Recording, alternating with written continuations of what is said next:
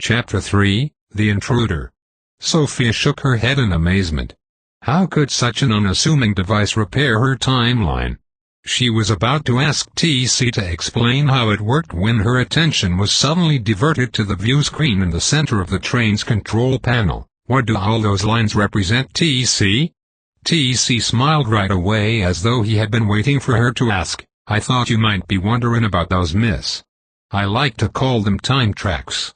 Sophia's eyes widened. Time tracks? What do they do?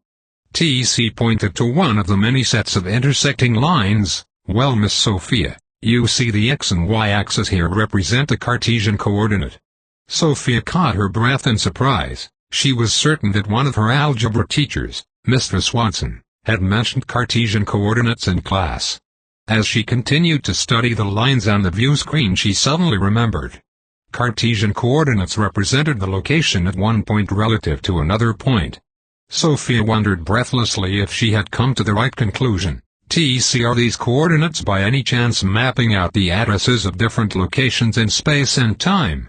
What I mean is, are these the coordinates for other time portals, like the one we are in right now? T.C. looked at her appreciatively. Why yes, they surely are, Miss Sophia.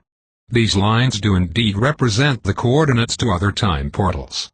As a matter of fact, they are part of something larger called ley lines that connect the universe much like an energy grid, and when everything is working properly things go along just fine, but when there is any kind of disruption to a timeline, that is when folks like me get called in. Sophia's mood quickly sobered as she thought about her parents, Daniel, Spencer and all the other people in her timeline who had no idea that their lives had been tampered with. So, T.C., do you know who did it? Do you know who caused the damage to my timeline? T.C. nodded. Well, yes, Miss Sophia, as a matter of fact I believe I do have a pretty good idea who did it, and if I am right, he is what we time conductors call a time bandit. A reckless and bad lot for sure, miss. Always manipulating time to their own ends and paying no heed for the consequences to others. Sophia swallowed nervously and reached for her canteen, noting with some alarm that her hand was shaking. What if whoever had brought her to the time portal had actually made a mistake in choosing her? After all, she had no special skills or abilities that she was aware of, and she certainly did not feel prepared to face any time bandits.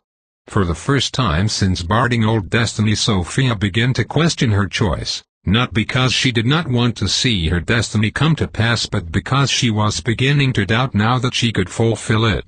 Sophia had become so absorbed in her thoughts that she nearly jumped out of her seat when T.C. spoke again. Are you okay, Miss Sophia? Sophia smiled at T.C. apologetically. I'm sorry, T.C. I feel like I'm letting you down, or worse yet, letting myself down. It's just that I seem to be having some doubts now that I can do this. I mean, what if this time bandit comes after us?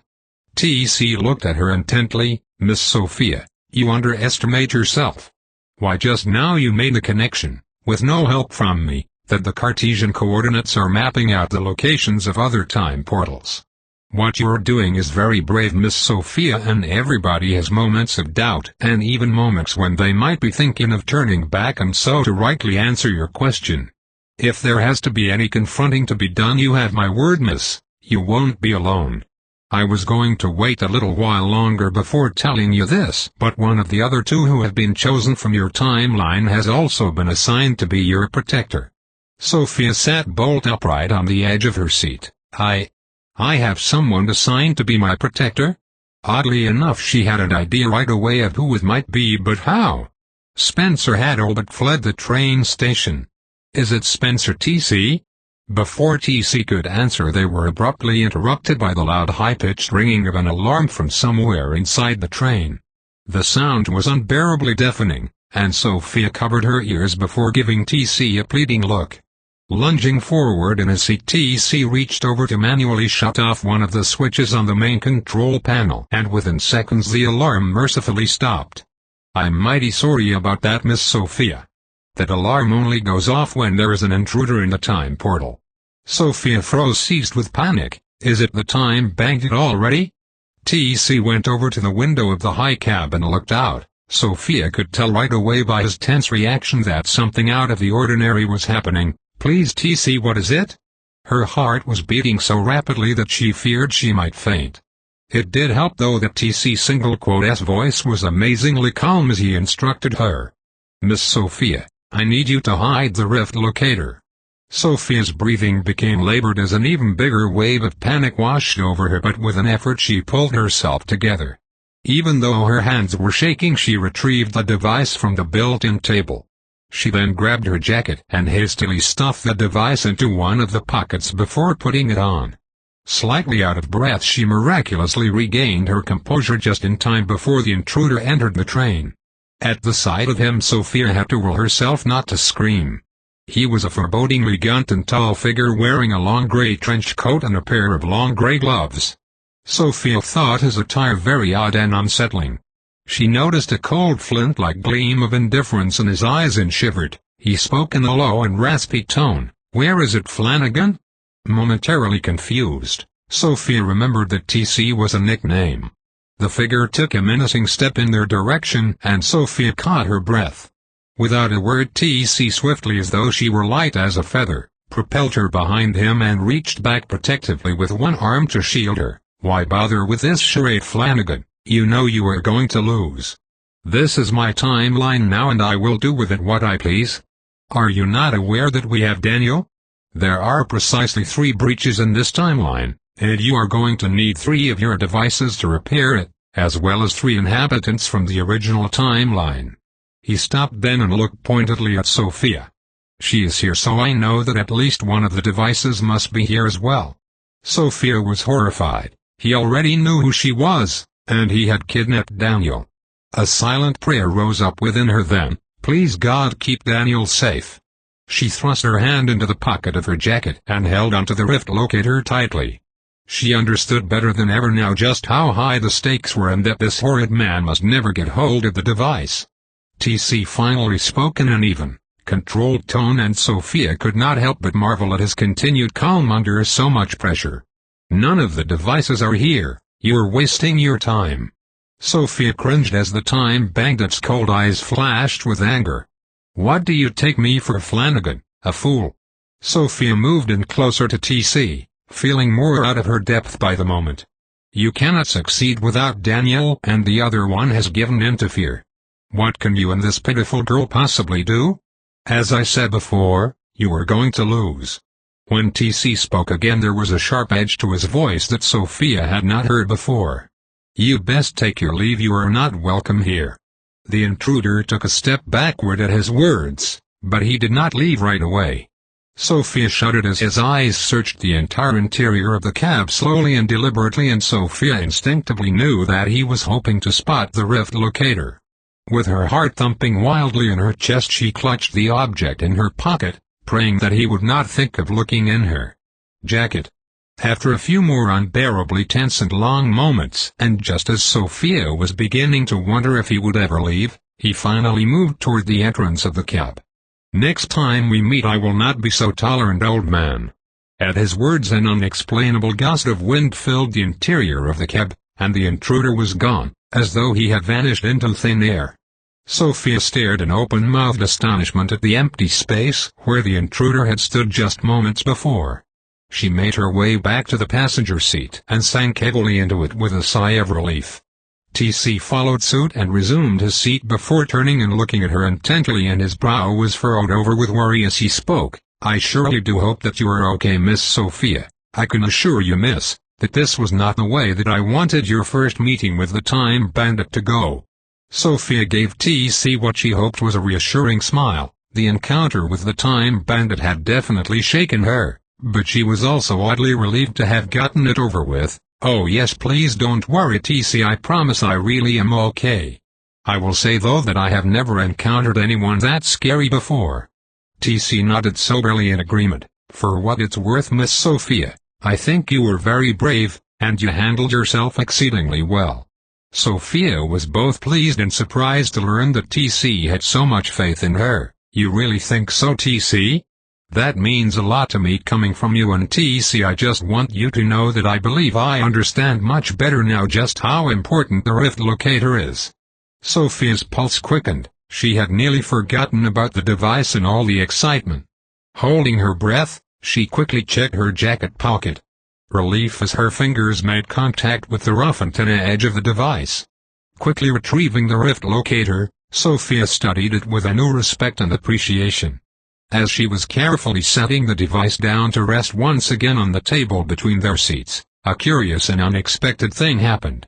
An unexpected deeper sense of responsibility and ownership came over her regarding her safety of the device. Sophia drew in a sharp breath, genuinely surprised by the intensity of emotion rising within her. She thought she had already committed fully to helping to restore her timeline, but her sense of commitment had apparently deepened as a result of the Time Bandit's unexpected visit. Thinking of just how much faith and trust T.C. had placed in her was humbling and a bit daunting. Suddenly seized with doubt and worried that she might not be up to the task, Sophia decided to broach the subject candidly. In all the excitement, T.C., I forgot that I had hidden the Rift Locator in the pocket of my jacket. I just thank God that the Time Bandit did not think to look there. Sophia caught her breath sharply as she suddenly remembered the menacing expression on the Time Bandit's face. Are you sure, T.C., that I am the right person to oversee the Rift Locator? I think the Time Bandit could have easily taken it from me if he had known where it was. Sophia was surprised at how quickly and emphatically T.C. answered her question. She also noticed a misty faraway look in his kind gray eyes that made her wonder just how much T.C. as a time conductor might know about her. Why, yes, Miss Sophia. I am quite certain that you will not only be able to properly use the device when the time comes, but that you will also act quickly on your feet just as you did today. I do want to add, however, that from this point on, it is my intention that we stay a step ahead of the Time Bandit from now on. Sophia nodded in vigorous agreement. In fact, she would be happy to never lay eyes on the Time Bandit again. It's not that I doubt you, T.C., but how in the world are we going to stay ahead of him? Especially since he can apparently appear and disappear. Sophia's pulse quickened at the awful thought of Daniel being held captive by the Time Bandit. And T.C., what are we going to do about Daniel? T.C.'s eyes were full of compassion as he gazed at her. Well, Miss Sophia, the thing is, if my intel is correct, Daniel was not exactly kidnapped. Sophia felt an immediate lump forming in her throat. Not exactly kidnapped? What do you mean, T.C.? T.C. continued on in a gentle tone. I sure do wish I could spare you this, miss, but I do believe that Daniel went willingly, at least at first. However, I also believe he most likely has changed his mind by now, and if Daniel has in fact changed his mind, he will surely be in sore need of our help. Sophia's heart began pounding loudly in her ears. I don't understand, T.C. Why would Daniel do anything so foolish? Why would he have gone anywhere willingly with the Time Bandit? It makes no sense. T.C. seemed uncomfortable as he cleared his throat before continuing. Well, under normal circumstances, miss, I am sure that he would not have, but I believe these circumstances involved a third party who most likely influenced him. Sophia swallowed nervously as the awful truth dawned on her. Then this third party is the reason that Daniel broke off our engagement? T.C. looked pained. I do believe so, miss, and if I am right, the Time Bandit is the one who sent this individual to Daniel specifically to keep him from assisting us in the restoration of your timeline.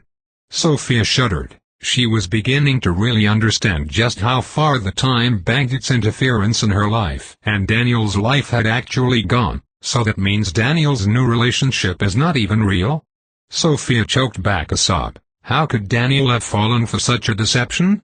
Clearly things between Daniel and I could never have ever been what I thought they were. Sophia paused for a moment, struggling to regain her composure before continuing. However, he is still important to me, and the idea that he was intentionally deceived is very disturbing. The gravity of Daniel's situation hit her fully then, and Sophia jumped up out of her seat. What are we going to do about Daniel, T.C.? We must help him somehow.